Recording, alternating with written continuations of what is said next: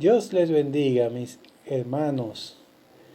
Gracias le damos al Señor por la oportunidad que nos da en este día de llegar hasta sus hogares.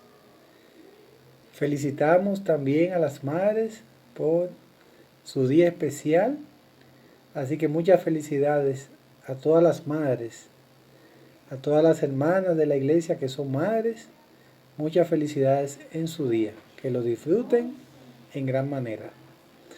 Bueno, vamos entonces a compartir con ustedes la palabra de Dios en este día.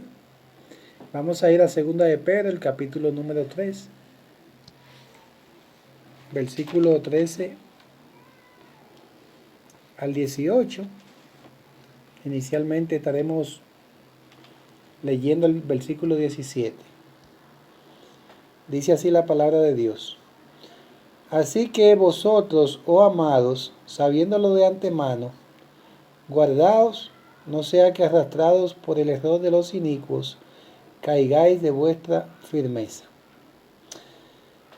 Vamos a tener un momento de oración para desarrollar esta enseñanza. Señor, gracias te damos. Tenemos el privilegio, Señor, una vez más, de tener tu palabra. Guíanos ahora, Señor, por medio de la obra poderosa de tu Santo Espíritu, guiándonos a toda verdad.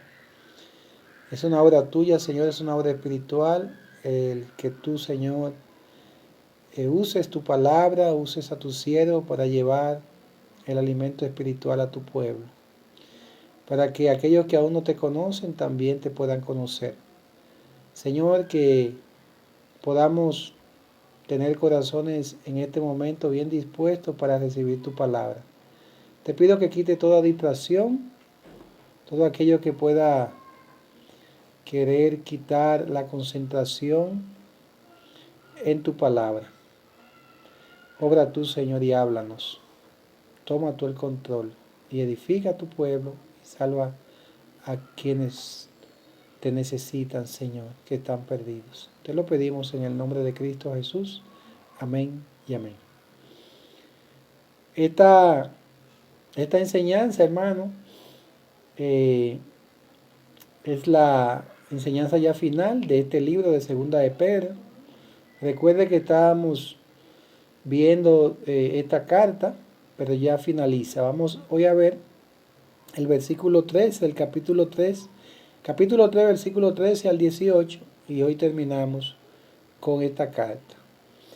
La enseñanza que habíamos tenido la semana pasada, el título era Firmes contra la falsa doctrina, y hoy continuamos con ese tema también, pero desarrollando lo que nos falta.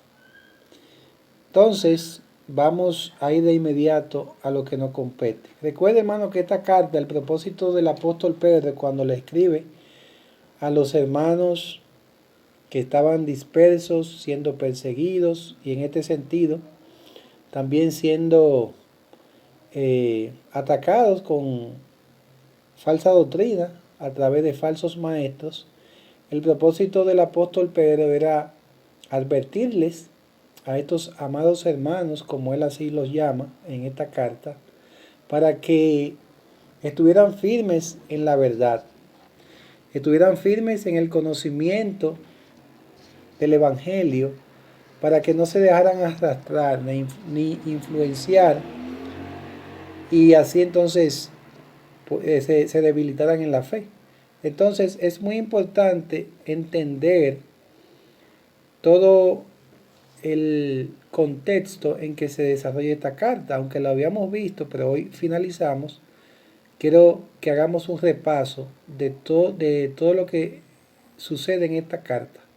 En primer lugar, en el capítulo 1, como habíamos visto, Pedro quería que sus hermanos en la fe estuvieran firmes en la verdad, en el conocimiento de Dios, en lo que ellos tenían en Cristo, en las promesas, que estuvieran ocupados en añadir cada día más a su fe aquellas virtudes que ellos necesitaban para estar firmes.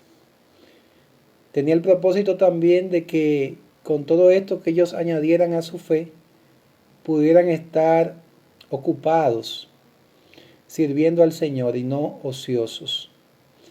También le da un testimonio también acerca de la presencia que él, cómo él estuvo presente como apóstol de Jesucristo, allí en la transfiguración del Señor Jesucristo, y cómo esto es un testimonio también contundente frente a esas fábulas artificiosas de estos falsos maestros. Él era un testigo ocular de Cristo Jesús, lo había visto, había servido, había sido enseñado por él. Era importante que ellos entendieran todo esto frente al error que había de estos falsos maestros que llevaban fábulas artificiosas. También es bueno saber también que Pedro le dice aquí en esta carta en que ellos tenían que estar firmes, y era en la palabra de Dios. El Evangelio, la palabra de Dios que había sido revelada, que había venido por voluntad de Dios y no por voluntad humana, que el Espíritu Santo de Dios era que habían inspirado a aquellos hombres de Dios. Y ya en el capítulo número 2, cuando llegamos al capítulo número 2, lo que vemos es cómo Pedro presenta a los falsos maestros, estos engañadores que se presentaban, ¿verdad?, no como falsos en sí, sino como personas que en cierto sentido no se notaba su falsedad, y ese es el propósito, para engañar, camuflajeados, como un camaleón, ¿verdad?, que toma otro color o que se esconde. Y entonces él les muestra la característica de estos falsos maestros, cuál era el deseo de su corazón, qué era lo que los motivaba. Tenían una vida desviada, qué era lo que ellos buscaban y cuáles eran sus presas, aquellos que estaban débiles en la fe, aquellos que eran inconstantes, todo esto. Entonces una seria advertencia, vemos en el capítulo número 1, como ya le dije, todo lo que ellos tienen en Cristo Jesús, todas esas promesas que tenían en Cristo Jesús, todo lo que habían recibido por la fe en Jesucristo. Y ahora vemos cómo Pedro le enseña de estos falsos para que ellos reconocieran todo esto. Pero en el capítulo número 3 también vemos acerca de lo que Pedro le enseña, que ellos tenían que conocer, que era la esperanza gloriosa de la venida de Cristo. Y previo a esto, todo lo que iba a suceder con lo que iba a venir, el juicio, la destrucción, todas esas cosas. Y todo esto era muy importante para que ellos se mantuvieran en la verdad frente al error. Ya todo eso lo hemos visto, pero hoy queremos terminar con esa última parte que nos falta, que tiene que ver con aquello que ciertamente les iba a mantener a ellos firmes contra ese error. Y era estar firme en el conocimiento, como dice al final en el versículo número 8. Antes bien, creced en la gracia y el conocimiento de nuestro Señor y Salvador Jesucristo. Y esa es la parte ya prácticamente que nosotros queremos traer a ustedes. Me gusta mucho, hermano, un comentario que leí acerca de un bosquejo que presenta un autor sobre cada uno de estos capítulos que vemos aquí en esta segunda carta del apóstol Pedro. Número 1, él dice que es importante que los creyentes aquí conocieran la verdad. Y eso es lo que Pedro le presenta, ese conocimiento de la verdad. Número 2, en ese bosquejo que presenta este autor que le acabo de decir, en el capítulo 2, él presenta el conocimiento del error o el conocimiento de los falsos, conocer lo que es el error y previamente por lo que dice la palabra de Dios. Y por último, en el capítulo 3, el conocimiento que necesitamos. ¿Y cuál es ese conocimiento? El conocimiento de la esperanza en Cristo Jesús, de la venida de Cristo, de lo que va a suceder antes de su venida, como ya hemos visto en la enseñanza pasada, de que todo esto va a ser deshecho, como el Señor vendrá como ladrón, todo esto que va a suceder. Y eso es algo muy importante, hermano, para uno mantenerse firme. Conocer el Evangelio de Jesucristo. Todo lo que está allí. Entonces, en base a todo esto que hemos visto, vamos a seguir viendo en el contexto en que se desarrolla ya estos últimos versículos. Y vamos a ir entonces a ver versículo por versículo hasta que lleguemos al versículo 18 del capítulo número 3 y ahí terminamos. Por ejemplo, el versículo número 13 dice allí: pero nosotros esperamos, según sus promesas, cielos nuevos y tierra nueva, en los cuales mora la justicia. Y algo muy importante que ellos necesitaban entender para mantenerse firmes en la fe frente a al error que ellos enfrentaban, era que ellos necesitaban estar firmes en las promesas de Dios. ¿En cuáles promesas? Bueno, las promesas de que Dios le había dicho que le iba a dar un cielo nuevo y una nueva tierra. En el capítulo 3, en el versículo número 10, ya él le había dicho lo que iba a suceder con esa tierra y ese cielo viejo, por decirlo así. Vea conmigo lo que dice el versículo 10. Pero el día del Señor vendrá como ladrón en la noche, en el cual los cielos pasarán con grande estruendo, y los elementos ardiendo serán deshechos, y la tierra y las obras que en ella hay serán quemadas. Entonces, ese cielo y esa tierra, todo eso iba a pasar. Todo eso iba a ser destruido. Y la esperanza era ya en un cielo y en una tierra nueva, en la cual ellos tenían que estar enfocados. El error, ciertamente, de los falsos en aquella época era negar todo eso. Negar de que el Señor iba a venir, de que eso iba a suceder, como bien en el versículo 4 ya lo habíamos visto, la promesa de su advenimiento, dónde está la promesa de su advenimiento, etcétera, etcétera. Entonces, ciertamente, habían promesas ciertas, verdaderas. Ellos se tenían que estar confiados en esas promesas. Y eso era algo glorioso para ellos, sostenerse en esas promesas. ¿Por qué? Porque Dios cumple sus promesas, mis hermanos. Dios cumple cada una de sus promesas. Él es fiel, Él es digno de confianza. Él cumplía lo que prometía, cumple lo que promete.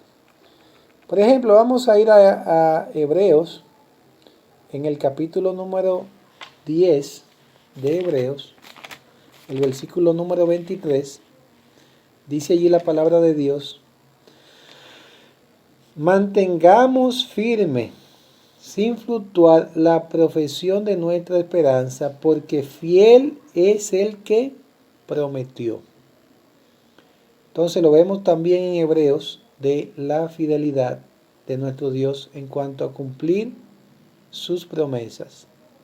Otro pasaje de las Escrituras que nos hablan de de que el Señor cumple sus promesas, en segunda a Timoteo capítulo número 2, segunda a Timoteo capítulo número 2, el versículo 13, dice, bueno, vamos a leerlo desde el 11 para tener más completo la idea. Dice: palabra fiel es esta: si somos muertos con Él, también viviremos con Él. Si sufrimos, también reinaremos con Él. si le negáremos, Él también nos negará. Versículo 13, donde quiero que hagamos énfasis, dice, si fuéramos infieles, Él permanece fiel, Él no puede negarse a sí mismo. Dios es fiel, Dios cumple sus promesas, Dios es un Dios de pacto, y a través de la historia y en el tiempo que ellos estaban, podían saber por los profetas, como bien Pedro le dice, que ellos tenían que estar firmes en la revelación de Dios a través de los profetas. Ahí en el capítulo número 3, en el versículo número 2, él le habla acerca de que ellos tenían que estar firmes, que tenían que tener memoria de las palabras que antes de las palabras que antes han sido dichas por los santos profetas. Fíjese ahí, y del mandamiento del Señor y salvado por vuestros apóstoles. Entonces, ellos tenían un testimonio de la palabra escrita, de la palabra que ellos tenían hasta esa época. También en Tito, capítulo número 1 y el versículo número 2, Tito 1:2, este pasaje de las Escrituras dice, en la esperanza de la vida eterna, la cual Dios, que no miente, prometió desde antes del principio de los siglos. Entonces, por lo que vemos por la palabra de Dios, por los dichos verdaderos, irrefutables, innegables, infalibles del Señor, entonces ellos debían estar firmes en esas promesas. Y esas promesas, hermanos, acerca de esos cielos nuevos, de esa tierra nueva, en los cuales, como dice el versículo 13 al final, mora la justicia, era lo que ellos tenían que estar firmes en esas verdades. Firmes para no claudicar, para no caer ante el error. Ante el error. Si seguimos viendo en estos pasajes y específicamente en el contexto de lo que ellos están viviendo, en el versículo 14, mire qué más el apóstol Pedro le sigue diciendo a estos amados hermanos. Dice, por lo cual, oh amados, hablándole a ellos, estando en espera de estas cosas, ¿de cuáles cosas? Bueno, de los cielos nuevos y tierra nueva. Procurad con diligencia ser hallados por Él sin mancha e irreprensibles en paz. Otra cosa más que le iba a ayudar a ellos a mantenerse firme en esa esperanza, firme en la verdad, para no claudicar, para no ser arrastrados, engañados por el error de estos falsos maestros, era que ellos tenían que estar de manera diligente, esforzándose, procurando vivir esa vida santa, esa vida pura, esa vida sin mancha, esa vida irreprensible. Lógicamente que la motivación, o no solamente la motivación, sino por la promesa que ellos ya tenían, era entonces el llamado a vivir esa vida de santidad, esa vida sin mancha, esa vida irreprensible. Fíjese que Pedro les dice procurad, es decir, deben de disponerse en eso. Y algo importante, hermano, es que los creyentes a través de la historia que se mantienen firmes en esa vida estable en el Señor, es aquellos creyentes que procuran, que obedecen, que se ejercitan, que se proponen hacer de manera diligente lo que Dios les manda. Es de esa manera, hermano, que los creyentes de esta época se iban a mantener firmes en la fe. No quiero aplicar todavía aún nada a la realidad nuestra, sino solamente ver, que veamos qué era lo que estos hermanos estaban viviendo, enfrentando y cómo son animados a tener esa vida, hermano, de búsqueda de Dios. Una vida diligente, hermano, una vida pura, como ese Dios puro. De hecho, en el capítulo número 1 en la primera epístola de Pedro, vemos que Dios a través del apóstol Pedro le dice y les llama a vivir una vida santa. Sed santos porque yo soy santo. Y aquí, aunque no lo dice de manera literal acerca de esa vida santa, pero sabemos que una vida sin mancha y irreprensible es una vida de santidad. Una vida de santidad. Eso le iba a mantener a ellos en la verdad, firmes. El hacer el ejercicio de vivir esa vida de devoción a Dios, una vida procurando, ¿verdad? Porque están esperando estas cosas, están esperando esa vida donde mora la justicia. Dice allí en los cuales mora la justicia en el versículo 13 al final. Y sabemos que el único lugar donde puede morar la justicia en todo su esplendor es en el cielo, en los cielos nuevos, en esa tierra nueva, en ese lugar que Dios dice allí, específicamente el Señor Jesucristo, en San Juan 14, voy pues a preparar lugar para vosotros, para que donde yo estoy vosotros también estéis. Entonces, eso le iba a ayudar a ellos a mantenerse firme para no caer, creciendo como el Señor quería que ellos estuvieran creciendo. ¿Qué otra cosa más, hermano, iba a ayudar a estos creyentes que estaban siendo fuertemente, iban a ser atacados? Porque previamente lo que vemos más adelante es que es una advertencia antes de lo que iba a suceder y de lo que probablemente ya comenzaba a suceder, pero que Dios ya a través de su siervo había enviado para advertirles a estos hermanos. ¿Qué más iba a ayudar a estos creyentes, hermanos, a mantenerse firmes ante el error de los burladores, de los falsos profetas? Veamos ahora el versículo número 15, viendo qué más le dice aquí en esta carta el apóstol Pedro a estos hermanos. Dice, y tened entendido que la paciencia de nuestro Señor es para salvación, como también nuestro amado hermano Pablo, según la sabiduría que le ha sido dada, os ha escrito. Sigo leyendo el 16. Casi en todas sus epístolas, hablando en ellas de estas cosas, entre las cuales hay algunas difíciles de entender, las cuales los indoctos e inconstantes tuercen, como también las otras escrituras para su propia perdición. Hasta ahí. ¿Qué otra cosa necesitaban ellos, hermanos, según lo que acabamos de ver en estos versículos, para mantenerse firmes?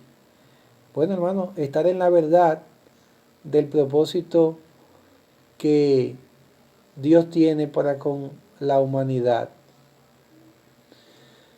Bueno, ¿cuál es el deseo de Dios para con el pecador? Asimismo, hermanos, salvar al pecador. Y Dios, hermano, es paciente, muy paciente. La paciencia tiene que ver con esperar.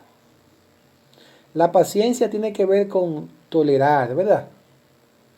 Esperar que el pecador aproveche la oportunidad, la gracia que Dios le extiende para que se arrepienta y sea salvo. Una de las cosas que ellos eran atacados, ciertamente, es como dice allí, ya yo se lo he compartido, en el versículo número 4. ¿Qué era lo que decían estos burladores? En el versículo 4 del capítulo 3. Bueno, se lo voy a parafrasear, usted lo puede buscar. ¿Cuál venida es que hay? ¿Qué venida de Cristo? ¿Cuándo es que Cristo viene? Y hoy en día usted puede notar también quizás lo mismo. Pero yéndonos a la realidad de ese tiempo, de ese momento particular allí con ellos. Habían personas que se burlaban y decían, ¿dónde está la promesa de su advenimiento? ¿Dónde está? Yo no veo que Cristo viene, nada. Yo no veo nada de eso. Y era lo que ellos estaban enfrentando. Entonces, ¿qué le dice el Señor? No, espérate, la paciencia. Yo no he venido, yo no he llegado todavía. Yo voy a buscar a mi iglesia.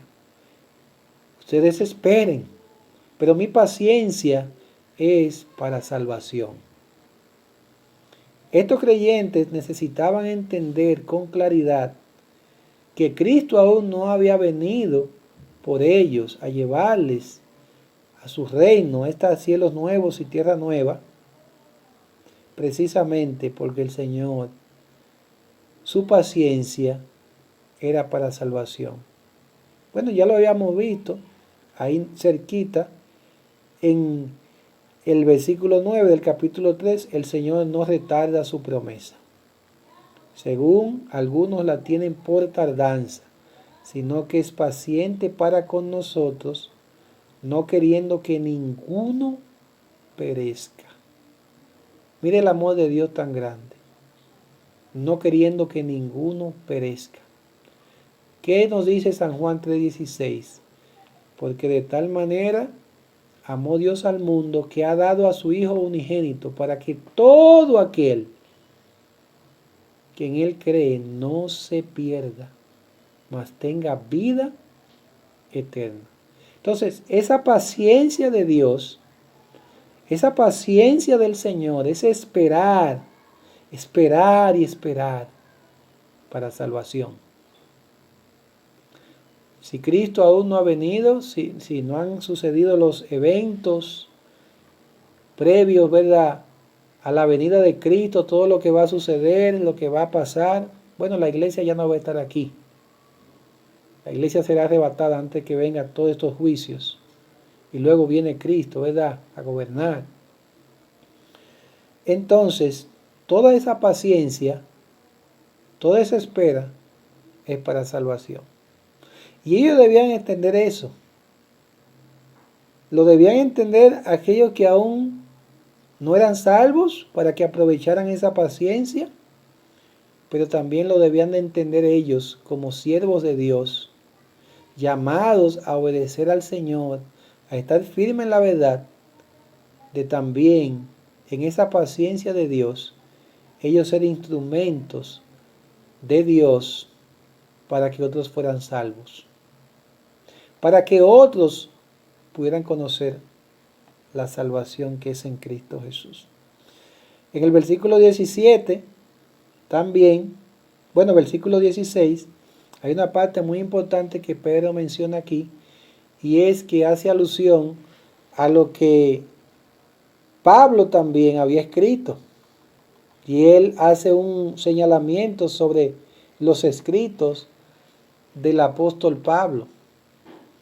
Pablo fue un hombre que Dios usó grandemente, lo vemos en los relatos en el libro de Hechos, como ahí en el capítulo número 9 de Hechos en adelante usted ve cómo Pablo se convirtió.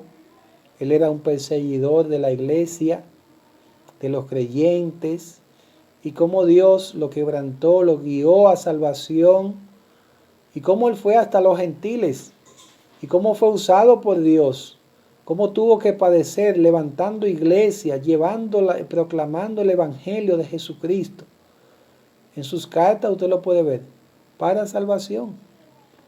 Y Pedro hace este señalamiento hablando de esas escrituras que probablemente, o no probablemente, seguramente, hermano, porque si Pedro hace el señalamiento aquí de Pablo y reconoce, dice, como también, versículo 15, estoy leyendo, la parte B, dice, como también nuestro amado hermano Pablo, lo reconoce como hermano, amado hermano Pablo, porque así lo era, según la sabiduría que le ha sido dada. Y esa sabiduría era una sabiduría dada por Dios, ciertamente. Os ha escrito, y todos sabemos de las cartas paulinas, de esas 13 cartas que Pablo escribió inspirado por el Espíritu Santo de Dios, donde le habla a los creyentes, hay varias cartas, muchas de ellas iglesias que Dios a través del apóstol Pablo levantó y como él está, ¿verdad?, ministrándoles a través de estas cartas para que mantuvieran esa vida en las cuales ya ellos eran salvos en Cristo Jesús. Sigue diciendo, casi en todas sus epístolas, hablando en ellas de estas cosas, entre las cuales hay algunas difíciles de entender. Él los reconoce, algunas difíciles de entender, las cuales los indoctos, esa palabra indoctos se puede traducir como ignorantes e inconstantes, aquellos que no se mantenían, ¿verdad?, firmes y no vacilantes, tuercen como también las otras escrituras para su propia perdición. Y ciertamente, hermano, lo que Pedro reconoce aquí es que ellos debían de cuidarse de aquellos que torcían las escrituras, aquellos que por su ignorancia torcían las escrituras. Y esto es un asunto, hermano, que va a aquella época. Muchos tomaban las escrituras y la torcían para su propia conveniencia. Era lo que estaba pasando allí. Y es una advertencia para ellos, para que no se dejaran engañar de personas que tomaban las escrituras en aquella época y por su ignorancia, por su corazón desviado, su maldad, torcían las escrituras, las tergiversaban con muchas ideas mezcladas. Y Pablo batalló mucho con mucha falsa doctrina también. Mucha falsa doctrina. Falsa doctrina de parte de los fariseos, falsa doctrina de parte del gnosticismo, y de otras tantas cosas que negaban la verdad de Dios, que venían entremezcladas. Tomaban algo de lo de Dios con otras cosas y ya eso se convertía en un error total. Y de eso es que Pedro le está advirtiendo a estos hermanos. En el versículo 17, que es el versículo que leímos al principio, dice, así que vosotros, hablándole Pedro a ellos, oh amados, sabiéndolo de antemano, guardaos, no sea que arrastrados por el error de los inicuos, caigáis de vuestra firmeza. Y era lo que Pedro quería que estos hermanos entendieran, que estuvieran firmes, sabiéndolo de antemano. Bueno, ya estamos preparados, lo sabemos de antemano, antes que venga el peligro, entonces nos guardamos. Entonces era como advertirles, ¿verdad? Porque Dios siempre en su gracia, a través de la historia, vemos como Dios advierte a estos creyentes en su época, ¿verdad? Para que ellos de antemano, hermanos, se prepararan, se guardaran y fueran entonces arrastrados, hermanos, por el error de estos falsos, de estos burladores, y entonces cayeran de su firmeza en Cristo Jesús. Si ellos no tomaban en cuenta, hermano, estas advertencias, ciertamente, hermano, iban a ser arrastrados. Por eso es que Pedro les advierte, porque Pedro amaba a estos hermanos y Dios lo usa a él para advertirles. Oigan, ustedes lo saben, yo les estoy hablando con autoridad de parte de Dios. Ustedes me conocen, yo estuve con el Señor Jesucristo. Ustedes saben lo que han recibido. No se dejen engañar por estos falsos. Por último, algo que ellos tenían que hacer era tomar esas verdades. Y mire qué hace el versículo 18. Antes bien, ¿en qué debían estar ocupados? Crecer en la gracia y el conocimiento de nuestro Señor y Salvador Jesucristo. A Él sea gloria ahora y hasta el día de la eternidad. Amén. En otras palabras, ellos, para mantenerse firme ante la falsedad, el error, ante la influencia de estos burladores que andaban conforme a sus propias concupiscencias, llenos de adulterio, como dice el versículo 14, capítulo número 2, que se metían encubiertamente, llevaban herejía destructora, como dice el versículo 1 del capítulo número 2, para que ellos fueran librados de todo esto, hermano. Ellos debían estar entonces creciendo en la gracia y el conocimiento de nuestro Señor y Salvador Jesucristo. Algo que él le habla al inicio de la carta es que ellos tenían que estar ocupados en ese conocimiento. En no solamente un conocimiento intelectual de las verdades divinas, que es importante, sino ese conocimiento de una relación personal con su Salvador. Eso le iba a ayudar a ellos a mantenerse firme, hermano, en la verdad. Y no ser arrastrados, no caer de esa firmeza. Fíjense que en este versículo, Pedro le dice creced, pero está de una manera que es un mandato. Creced. Necesitan crecer. Crecer. Y esa palabra crecer, lo que significa es ir en aumento cada día, ¿verdad? Poder cada día ser más abundante en esas verdades de la revelación de Dios, de la palabra de Dios, de lo que ellos habían recibido de parte de Dios. Crecer. Y algo, hermano, que ellos necesitaban era poner en práctica esas verdades.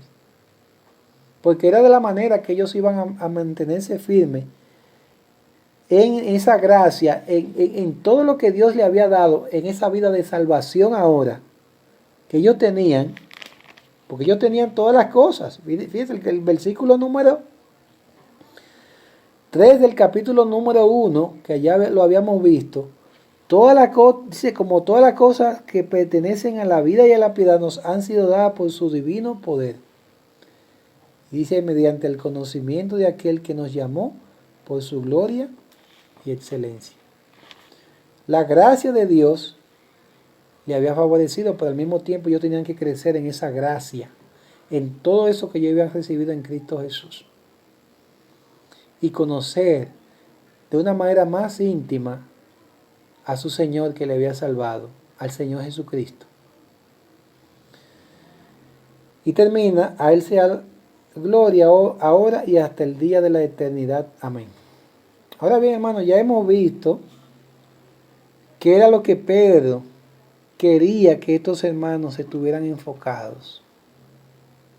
Entonces, hermano, sabiendo todo esto, enfocados en esa realidad que estaban enfrentando y que Pedro le escribe, ¿qué cosas podemos nosotros aplicar de esto para la iglesia, para nosotros de manera personal, particular? Para ti, mi hermano, para ti, mi hermana, ¿cómo esto me sirve a mí hoy en día? ¿Hay falsa doctrina hoy en día? ¿Hay burladores hoy en día que andan según su propia concupiscencia? ¿Hay falsedad? ¿Hay falsa doctrina hoy en día, hermano? Pues déjeme decirle que al igual que en aquella época, hoy en día también hay falsa doctrina. Mucha falsa doctrina. Mucho error, hermano. por doquier, como dicen por ahí a dos por chele, en abundancia, falsa doctrina, gente que no es de Dios, pero dicen que son de Dios, y que buscan de una manera seducir a los que no están firmes en la verdad de Dios, a los que no conocen, para desviarlos, para que caigan de su firmeza. Y muchos de esos no solamente engañan a creyentes, hoy en día también, sino que con su engaño hacen que otros que necesitan de Cristo puedan ser salvos y se pierdan. Hermano, si usted ha conocido la verdad, si el Señor le ha mostrado su palabra, si usted ha venido a Cristo Jesús, el Señor le ha salvado, valore eso, valore esa gracia que usted tiene en Cristo Jesús. Pero no se conforme con que usted ya, bueno, yo soy salvo y yo conozco las Escrituras. No se confíe. Porque yo lo he dicho antes y se lo vuelvo a repetir, porque esta es la palabra de Dios. Si eso es algo de aquella época, en la época de la iglesia primitiva, que había falsa doctrina, y hoy la hay, y Pedro le está hablando a creyentes, personas salvas ya. Usted y yo no estamos exentos, hermano, de ser arrastrados. Entonces no se confíe, porque no solamente Pedro habló, sino que también vemos a Pablo, a un Pablo que enfrenta ferozmente a los falsos. Usted lo puede ver ahí en 2 Corintios, capítulo número 4 y en adelante, capítulo número 11, usted lo ve hablando también. Enfrentando, esa carta ya la vimos, hermano. A los Gálatas, Pablo también le habla, que estaban siendo arrastrados por el error. Y hace ahí mención de personas que, si uno se pregunta, pero vean aquí, como Pedro y otro más, que no recuerdo ahora mismo el nombre, a Bernabé, fueron arrastrados. Este mismo Pedro que escribió. Entonces usted y yo, hermano, podemos también ser arrastrados. Entonces, ¿cómo nosotros hoy en día también mantenernos firmes frente al error, hermano? Que hay tanto error. Conociendo, hermano, creciendo en la gracia y el conocimiento de nuestro Señor. Siendo obedientes, hermano, en dedicar tiempo a conocer a nuestro Dios. No solamente un conocimiento teórico de la palabra de Dios, sino práctico. Yo conozco la Biblia, la pongo en práctica, pero también tengo una relación personal con mi Salvador. Todo lo que tengo en Cristo, ponerlo en práctica, vivirlo. Saber de las promesas que Dios me ha dado. Oh, el Señor viene por su iglesia.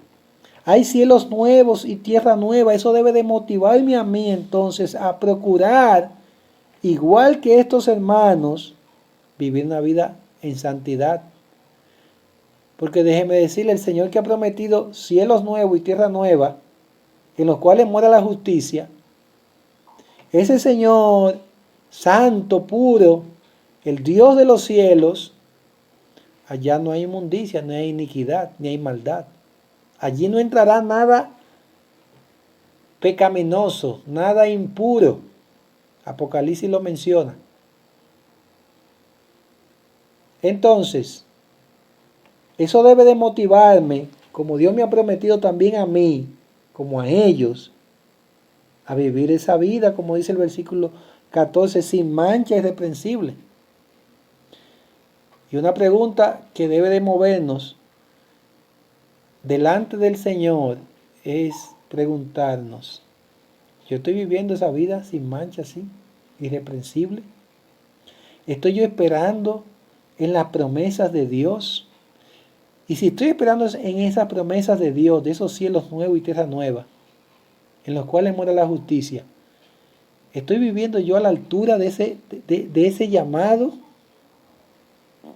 Oh, hermano, procure, no trate, busque, dispóngase a vivir esa vida santa, esa vida piadosa para Dios. Ya en los primeros versículos del capítulo número 1, eso es lo que Pedro hace con estos hermanos, los alienta a estar ocupados, añadiendo, siendo diligentes, a añadir a esa fe. Pero mire, hay creyentes que se conforman. Bueno, yo soy salvo ya. Wow, pero tú eres salvo, hay otros que no lo son, y el Señor está siendo paciente para que otros sean salvos. Dios te quiere usar a ti. Pero hay tanta apatía espiritual por no querer buscar crecer en esa gracia, que a mí no me apasiona. A creyentes no le apasionan ser diligentes en vivir una vida de santidad. No, yo soy salvo ya. Tú eres salvo, pero Dios no quiere que solamente tú seas salvo, sino que tú vivas una vida santa como Él es santo. Él quiere tener una relación íntima contigo, una relación cercana. Que disfrutemos de Dios. No, yo soy salvo ya. Y usted lo ve, que viven vidas infructíferas y también vidas insatisfechas, porque no están procurando, no están ejercitándose. Si usted ve, hermano, lo que Pedro está motivando a estos creyentes es a vivir una vida práctica, es a vivir el Evangelio. Vivir el Evangelio, hermano, no es jugar al Evangelio, es vivir el Evangelio para mantenerse firme. No es jugar al cristianismo. Ese nombre es muy grande, hermano. Decir cristiano es uno que se parece a Cristo. Hermano, eso nos va a mantener firme a nosotros también. Frente a tanto error que hay hoy en día, frente a tantas cosas que nos seducen, frente a los medios que estamos también, mi hermano. Y tenemos que tener entendido también, como dice el versículo 15, y tener entendido, como Pedro le dice a ellos, que la paciencia de nuestro Señor es para salvación. Sí, hermano, el Señor está siendo paciente, hermano, paciente para contigo, para que vivas mejor para Él. Paciente porque quiere usarte a ti, pero paciente para que otros sean salvos, porque Dios quiere usarte y otros no son salvos. Hasta que se cumpla, ¿verdad?, ese número de los gentiles. ¿Qué vamos a estar haciendo? Bueno, en esa paciencia del Señor, que es para salvación, yo quiero ser un instrumento de Dios, un instrumento dispuesto para Dios. Entonces, hermanos, sin tomar más tiempo, es aplicar esas realidades a nosotros.